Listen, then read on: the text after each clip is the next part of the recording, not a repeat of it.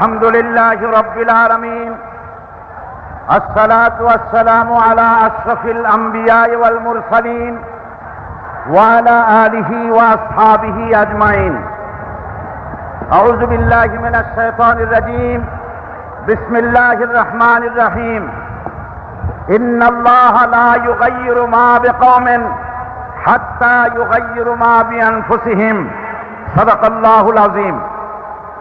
সম্মানিত সভাপতি, জামাত ইসলামী বাংলাদেশের সম্মানিত আমির, বিশ্বনন্দিত জননেতা,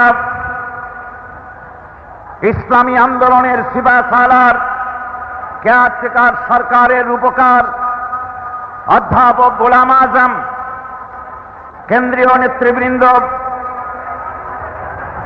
সিটি নেতৃবৃন্দ এবং উপস্থিত তাওহীদি জনতা, আসসালামু আলাইকুম ওয়া রাহমাতুল্লাহি ওয়া বারাকাতুহু।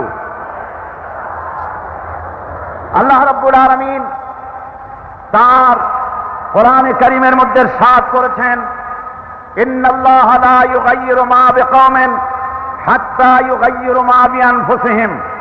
নিশ্চয়ই আল্লাহ পাক কোন জাতির ভাগ্য পরিবর্তন করেন না যতক্ষণ পর্যন্ত সেই জাতি তার ভাগ্য নিজেরাই পরিবর্তন করতে সচেষ্ট না হয়। ভাগ্য পরিবর্তনের জন্য প্রয়োজন দেশের প্রচলিত আইনের পরিবর্তন, আর সে আইন হতে হবে আল্লাহ রাব্বুল আলামিনের আইন।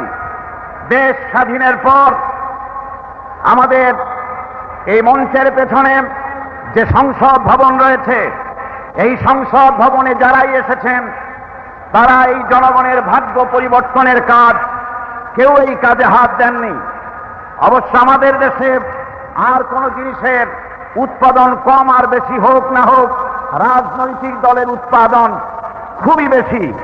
আমাদের দেশে বর্তমানে 250 রাজনৈতিক দল মাত্র কাজ করছে। এদের ভিতরে এমন দলও আছে যাদের নেতা এবং তাদের সেক্রেটারি, সভাপতি কোথায় থাকেন তা খোঁজ করার জন্য তুলারাশির লোক দিয়া, বাঁচি চালান দিয়েও খোঁজ করে পাওয়া যায় না। বর্তমান এই অবস্থায় দেশে বিদেশে সকলেরই জানা, এতগুলি দলের মধ্যে 4টি দল হল প্রধান। এই 4টি দল বিগত 26 বছরের ভেতরে 3টি দল ক্ষমতায় এসেছেন। এই 3টি দল তারা ক্ষমতায় এসে জনগণের ভাগ্য পরিবর্তন করেও কার নাই করতে পারুক, নিজেদের ভাগ্য দক্ষ এবং সুনিপুণতার সাথে নিজেদের ভাগ্যের পরিবর্তন করেছেন। ক্ষমতার মোহে পাগল, মসনদ দখলকারী 3টি দলের একটি দল জাতিকে উপহার দিয়েছিল ধর্মহীনতা এবং মহা দুর্ভিক্ষ।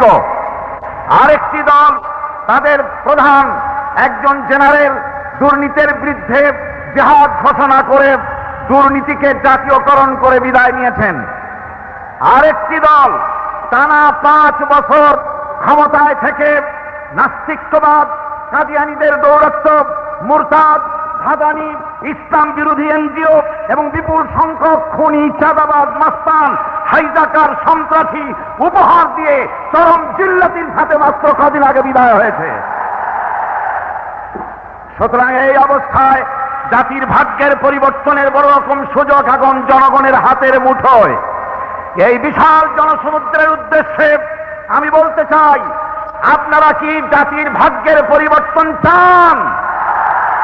যদি তাই হয়, 4টি দলের 3টি দল দেখা হয়েছে, একটি দল দেখা হয় নাই। সেই দলটির নাম কি? এবারের এই মহান সুযোগে সেই জামাত ইসলামীকে এই সংসদের ভেতরে কথা বলার সুযোগ করে দিতে হবে। 72-এর শাসনতন্ত্র পুনরুদ্ধারের মাধ্যমে জাতির কল্যাণ হবে না। 76-এর শাসনতন্ত্র দিয়ে জাতির কল্যাণ হবে না। জাতির কল্যাণ হতে পারে, ভাগ্যের উন্নয়ন হতে পারে আল কোরআনের সংবিধান, কেবলমাত্র কোরআন, শুধুমাত্র কোরআন, একমাত্র আল্লাহর আইন। সব লোকের শাসন ছাড়া জাতির কল্যাণ হতে পারে না। তাই আজ শপথ নিতে হবে, আগামী নির্বাচনে আমরা আমাদের জান মাল বাজি রেখে এই আমাদের পেছনে আপনাদের সামনে যে পার্লামেন্ট আছে এই পার্লামেন্টকে আল কোরআনের পার্লামেন্ট বানাতে আপনারা কি রাজি আছেন? আমার শেষ কথা হলো এই, দেশ স্বাধীনের পর টানা 60 শতাব্দী ধরে এদেশের মাঠে ময়দানে আমি আলোচনার ভেতরে বলেছি আল্লাহ পাক রাসূল আর নবী পাঠাবেন না, কিন্তু হযরত ওমর, খালেদ, তারেক অবশ্যই আসতে পারেন। বর্তমান যুগের বাংলাদেশের রাজনৈতিক ভাগ্যাকাশে তেমন এক মহান নেতা আল্লাহ রাব্বুল আলামিন দান করেছেন, যার নাম গোলাম আযম।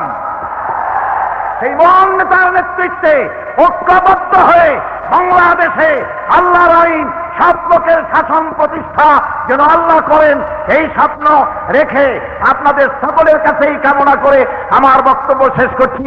হাদা মা ইনদি ওয়াল ইলমু ইনদাল্লাহ আলাইহি তাওয়াক্কালতু ওয়া ইলাইহি উনীব। আসসালামু আলাইকুম ওয়া রাহমাতুল্লাহ।